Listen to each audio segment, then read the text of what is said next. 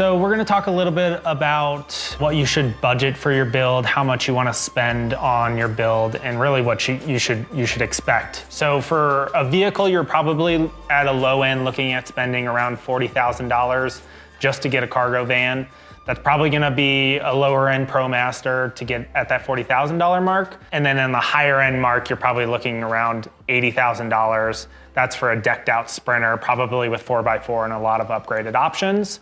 Of course, in between there are extended length Sprinters, there are extended length ProMasters, different lengths for transits, but you're generally gonna fall in the middle of that.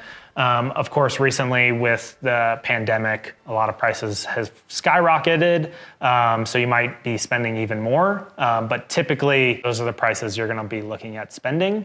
And then for your build itself, if you're going to a professional, that can obviously range quite a bit as well. Us, for example, our intro builds start around $30,000. For some of our custom builds, we're upwards around $140,000. So with a professional, you're getting a lot of different options and price points. Just depends on what you want. If you're doing a DIY build, a lot of your expenses are just gonna vary on what you're trying to put into your build.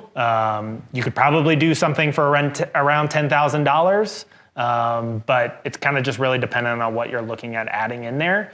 And we find a lot of the times a lot of exterior things are the most pricey things. So if you want a roof rack, you're probably looking at spending around $3,000 minimum for a roof rack. A great way, if you're really trying to price out your vehicle, is go to the manufacturer's website. Those are usually pretty dang close, because it's just such a wide range. You can find a brand new ProMaster for around $35,000, but after all your fees and stuff like that, you may be spending a little bit more. And then again, with the Sprinters, you can get pretty crazy, and I've seen sticker prices on a four-wheel drive 170 upwards to $85,000. So depends on your dealer. One thing that I do recommend if you are going new, get a couple quotes from a couple different dealerships and make them fight. Make them work for it. It's you know, they're working for you, so make them work for it. Save wherever you can save, and that goes with any new vehicle. Make the dealers fight. And then go for budget on the interior. There's a lot of different ways that this can be sliced. I highly recommend not using the cheapest material for cabinets and walls and such. But if your budget doesn't allow for Baltic birch or anything like that, the other stuff does work. Another big ticket item is your electrical systems, whether you want AGM or lithium. Like, that's a huge price range, whether you want heat in the vehicle. There are a lot of things that you can skimp on where it's not gonna be detrimental or anything like that. But we'll go over the longevity of AGM versus lithium and other ways that you can save yourself a lot of money. We'll go into detail with all of these things later. Again, what we spoke about earlier is van life has a language, so don't sweat it if you don't understand what we're talking about yet, because by the end of this course, you'll be speaking van like a boss. The other option is you could buy a pre-built fully converted van, just ready to go, whether it's off the lot or maybe used from somebody else that's selling a conversion. There are just a lot of things to think about that's gonna separate one from the other.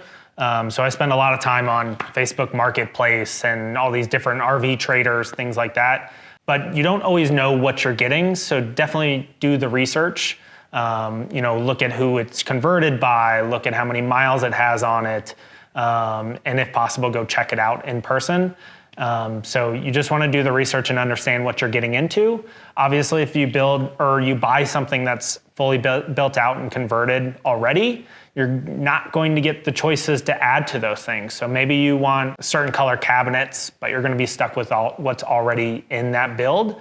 So a lot of times we'll do build outs ourselves and just sell them fully converted, but some people want something a little more customized, and you have to think whether you want that customizability, whether you want to pick different trim colors or cabinet colors, or if you want an induction burner in the cooktop. So those are all things to consider.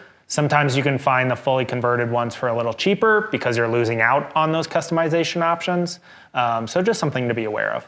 There's also the question you should be asking yourself, whether or not you go to a reputable builder or if the van was built by a reputable builder. There's a lot of nice DIY stuff out there, and there's a lot of scary DIY stuff out there. So understand what you're buying. But if it's done by a reputable builder, typically you're in good shape. Just be wary of what you're getting and don't get too excited, and just think of the process, like, think it through and understand what you're doing. And with all that said, the van life idea is a relatively new thing. There are a lot of builders that have only been doing this for a year or 6 months. Even ourselves, we've only been around for 4 years, but that's pretty long in terms of van life things because it's a pretty new thing. So definitely do your research if you're gonna buy from a builder, understand what you're getting, how long have they been doing this, because they seem to be popping up like flies these days, which is good and bad, but do your research.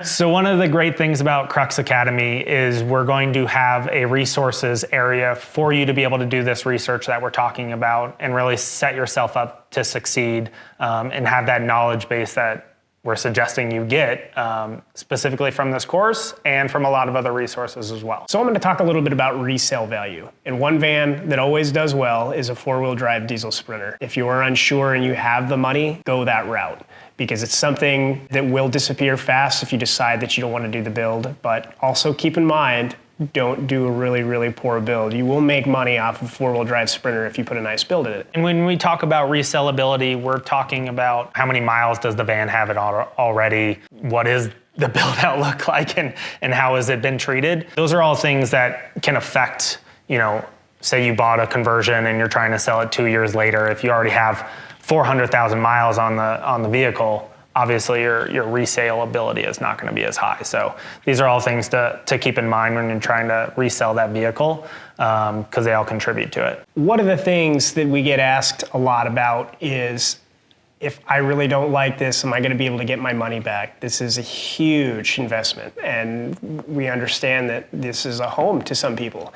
So, and this is why we find it so crucial to buy, one, a new van that doesn't already, vehicles depreciate.